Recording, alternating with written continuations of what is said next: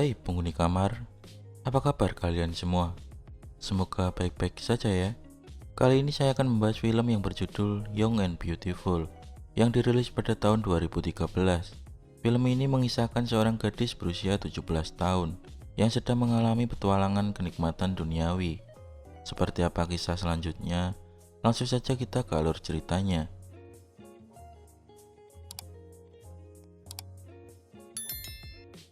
Di awal cerita kita akan diperlihatkan seorang gadis bernama Isabel yang sedang berjemur di pantai. Tak lama setelah itu, adiknya bernama Victor datang menghampirinya. Victor pun mengajak Isabel untuk pulang. Victor mengatakan bahwa teman pria Isabel bernama Felix yang berasal dari Jerman datang dan bertemu ibu mereka. Selepas makan siang, ibu Isabel bernama Sylvie meminta Isabel untuk mengajak Felix makan malam di penginapan mereka. Namun, menurut Isabel hal itu sangatlah konyol dan ia menolaknya. Pada malam hari, Victor datang ke kamar Isabel dan berniat mengajaknya untuk kembali ke pantai. Namun, ketika Victor membuka pintu kamar Isabel, ia melihat Isabel sedang berlatih menunggang kuda di atas bantalnya. Keesokan harinya, Isabel dan Victor kembali ke pantai. Di sana mereka bertemu dengan Felix dan temannya yang bernama Milan. Felix lantas mengajak Isabel untuk pergi ke sebuah diskotik. Isabel pun menerima ajakan Felix. Malam pun tiba, terlihat keluarga Isabel sedang bersantai di sebuah teras. Di sisi lain, Isabel sedang sibuk berdandan sambil dibantu oleh Victor. Setelah berdandan, Victor ikut bergabung bersama ibunya untuk mengalihkan perhatian agar Isabel bisa keluar untuk bertemu dengan Felix. Isabel pun bertemu dengan Felix di sebuah taman. Mereka membeli es krim dan langsung menuju ke pantai. Felix mencoba menggoda Isabel dan membaringkannya di atas pasir. Felix pun bersiap mencocol Isabel.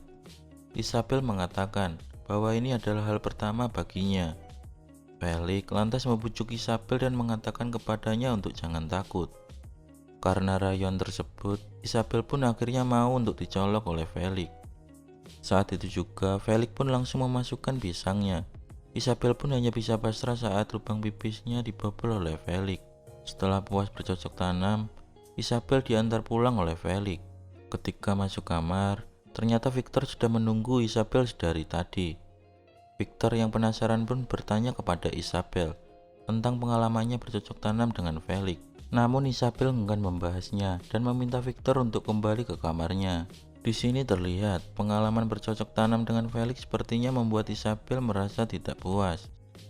Suatu malam, Sylvie memberikan sebuah kejutan kue ulang tahun kepada Isabel. Ternyata malam itu adalah ulang tahun Isabel yang ke-17. Keesokan harinya, mereka bersiap-siap untuk meninggalkan penginapan tersebut dan akan kembali ke kota. Di tengah perjalanan, Victor melihat Felix namun nampaknya Isabel tak peduli. Scene berpindah terlihat Isabel sedang mengunjungi sebuah hotel dengan pakaian yang sangat rapi. Di dalam kamar hotel terlihat ia sudah ditunggu oleh seorang aba-aba yang sengaja memanggilnya untuk bergenjot ria. Isabel datang ke sana sebagai wanita panggilan dengan nama samaran Lea. Aba-aba itu pun terus memuji kecantikan Isabel. Dengan semangat, aba-aba itu langsung mencicipi apem banget milik Isabel. Setelah bercocok tanam, Isabel menerima bayarannya dan bergegas untuk pergi. Sesampainya di rumah, Isabel langsung menyimpan uang bayarannya di sebuah lemari. Keesokan harinya, ketika sedang di kampus, Isabel mendapatkan tawaran pekerjaan mantap-mantap dengan bayaran 300 euro yang telah disepakati sore nanti. Isabel pun keluar dari sebuah restoran dengan menggunakan pakaian yang biasa ia gunakan untuk bertemu pelanggannya. Lalu ia berjalan menuju hotel yang telah disepakati. Dan akhirnya ia pun bertemu dengan pengguna jasanya di hotel tersebut. Namun, kali ini ia mendapat pelanggan yang berbeda. Isabel hanya diminta untuk telanjang dan memainkan lubang pipisnya. Sedangkan pria tersebut akan mengokang shotgunnya saja. Namun, ternyata pria itu membayar Isabel tak sesuai yang telah disepakati. Dan pria itu malah mengancam akan melaporkan Isabel ke orang tuanya. Isabel keluar dari hotel itu dengan kesal. Namun saat pulang tiba-tiba ponselnya berbunyi. Ternyata mendapatkan orderan dari pelanggannya dengan bayaran 500 euro. Tanpa pikir panjang, Isabel pun menerima tawaran tersebut. Singkat cerita, tibalah Isabel di sebuah parkiran. Karena tak mau dibodohi untuk kedua kalinya, Ia pun meminta bayaran terlebih dahulu. Pria itu pun menurutinya. Namun Isabel harus terlebih dahulu menghisap pisangnya, dan setelah itu terjadilah adegan pengecotan di mobil tersebut. Pada suatu ketika Isabel diajak ibunya ke sebuah teater. Dalam teater itu Isabel tak sengaja melihat aba-aba yang sering menyewa jasanya, dan saat Isabel melihat pertunjukan, ia mendapat sebuah pesan dari aba-aba itu. Ternyata aba-aba itu bernama George. George ingin menggunakan jasanya saat itu juga. Isabel pun pergi meninggalkan orang tuanya dan bergegas menuju ke sebuah hotel. Tanpa ragu, aba-aba itu pun langsung mengeksekusi Isabel. Tak hanya dengan aba-aba itu, Isabel pun sering menjual jasanya ke banyak pria. Hingga akhirnya ia tersadar bahwa uang yang ia kumpulkan sudah cukup banyak. Suatu hari ketika si Abah menggunakan jasa Isabel, secara tiba-tiba si Abah terkena serangan jantung dan langsung meninggal di hotel tersebut. Isabel yang bingung pun memilih meninggalkan si Abah yang sudah terbujur kaku. Namun Isabel lupa mengambil uang bayarannya. Ia pun kembali untuk mengambil uang bayarannya dan pergi dengan rasa cemas. Singkat cerita, musim dingin pun tiba. Terlihat seorang intel sedang menginterogasi ibu Isabel perihal kematian si Abah tempo hari. Intel itu menjelaskan tentang dunia hitam yang selama ini dijalani oleh Isabel. Ibunya sempat menyangkal jika tak mungkin Isabel melakukan itu semua. Sampai akhirnya mereka pun mendatangi kamar Isabel dan melakukan penggeledahan di sana. Mereka cukup banyak menemukan barang bukti yang bisa menjebloskan Isabel ke dalam tahanan. Salah satunya adalah uang, pakaian, dan juga rekaman CCTV. Ketika sore hari, Isabel pun pulang ke rumahnya. Ibunya langsung meminta Victor untuk masuk ke dalam kamarnya. Sedangkan Isabel akan disidang oleh ibunya. Terlihat ibunya sangat marah dengan apa yang telah dilakukan oleh Isabel. Si ibu menasihati Isabel untuk tak kembali ke dunia hitamnya.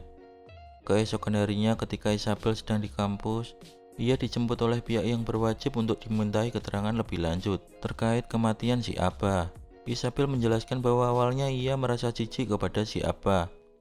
Namun, lama-kelamaan ia merasa ketagihan bercocok tanam dengan si Abah. Beruntung, kematian si Abah terbukti disebabkan karena ia memiliki penyakit jantung. Dan akhirnya Isabel pun dikembalikan pulang kepada orang tuanya. Ketika Isabel sedang makan malam, ibunya meminta Isabel untuk mendatangi seorang psikolog.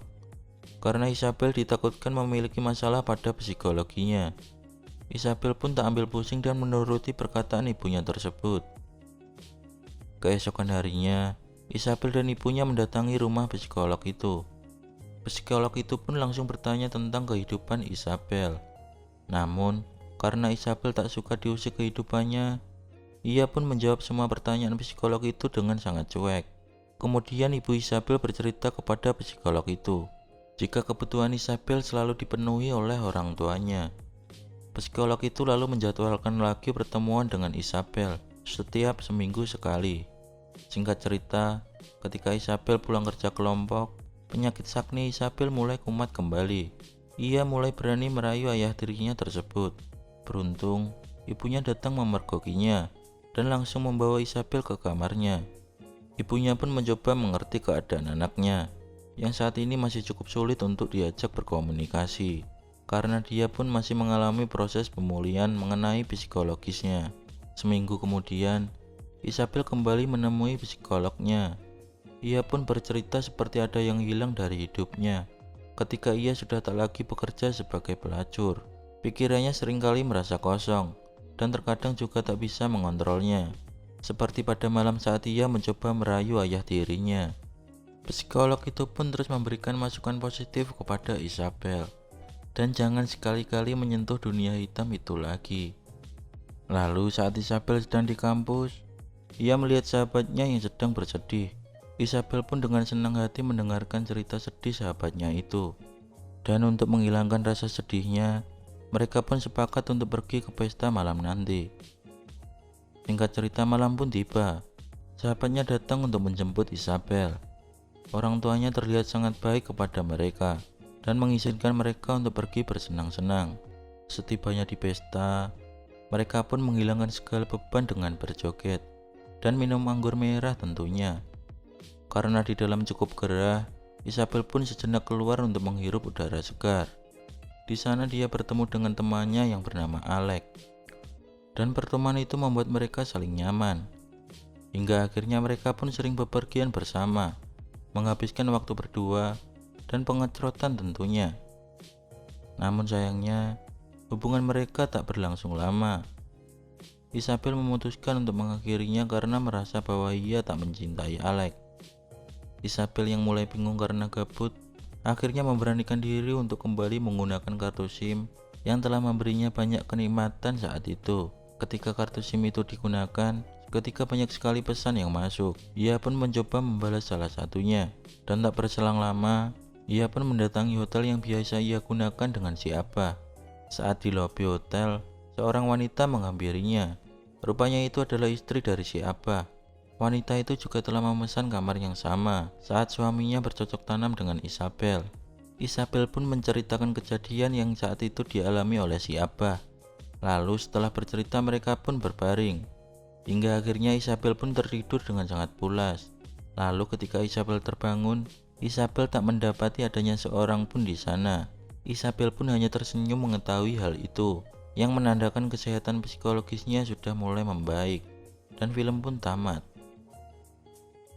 So itu tadi kisah dari Isabel yang memulai bisnis mantap-mantapnya sejak umur 17 tahun cuy. Jangan lupa supportnya dengan cara like, komen, dan subscribe. Oke kalau begitu saya undur diri. Wassalamualaikum warahmatullahi wabarakatuh.